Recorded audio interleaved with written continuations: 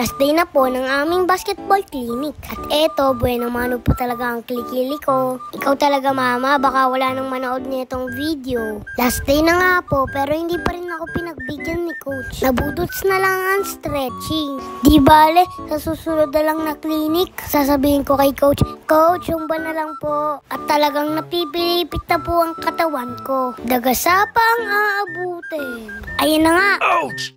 Pero kahit paulit-ulit akong nadadapa, ay paulit-ulit rin akong bumabangon. Kasi gusto ko po talaga yung ginagawa ko. At para ma-improve yung sarili ko. Kaya kahit binibiro nila ako na nag-aalugal ang bilbil ko, magpapatuloy pa rin ako. At di ako kagalingan kagaya ng iba, inibigay ko pa rin po ang 100% ko. Kasi alam ko kung magpapatuloy ako, makakaya ko rin to. Espesyal po ang araw na to kasi binisita po kami mismo ni Congressman Carlino. Napatitig nga po ako sa kanya. Kasi bakit ganun? Parang kahawig ko siya. O chinito. First time ko lang po makita si Kong Tony. Kaya sabi ko sa sarili ko, Zion, galingan mo. Nanonood pa man din si Kong Tony.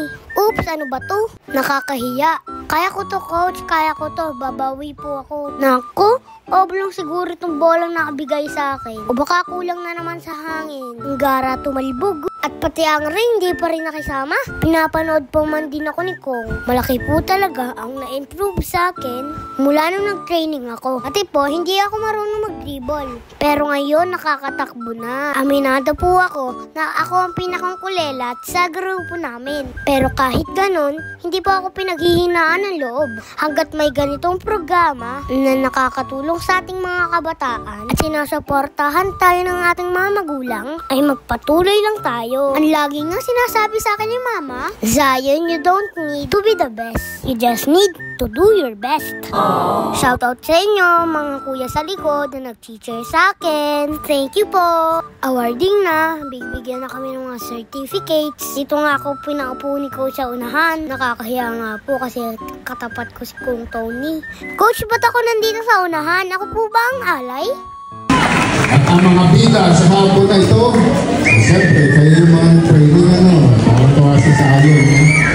Natawa nga po ako kasi kilala ako ni Kong Tony. Nanonood po pala siya ng mga videos ko. Thank you so much po, Congressman. Kahit sa Facebook, nakikita ko yung mga upload ninyo. Natututo mag-dribble, maraming mga stretching, Zion. At saka, pag-shoot. Naku, pati makulimlim kong kilikili. Nakita na ni Kong. Thank you so much po, Kong Tony at saka One Pacman Party List. Marami po akong natutunan at saka nag-enjoy kaming lahat. Hahantayin po namin ang pagbabalik niya dito. Magte-training po ulit ako. Salamat po sa binigay niyong bola sa amin. Good luck po, pagpe-pray ko po kayo. Nakakatuwa po kasi parang magkahawig po tayo. Pero na-realize ko po na mas pogi po ako ng kaunti sa inyo. Ma, paki-edit, delete mo. Baka bawiin yung bola ko. Maraming salamat po mga poging coach. See you po sa susunod. Thank you rin po sa inyo mga magagandang ate. At ang finale, eto si coach, hinamon pa talaga ako. Coach, baka hindi nyo alam, wala akong inuurungan. Matatalo nyo po ako sa basketball pero sa kaldagan, umuwi ka na. Practice ka pa coach. Kong, salamat po sa bola.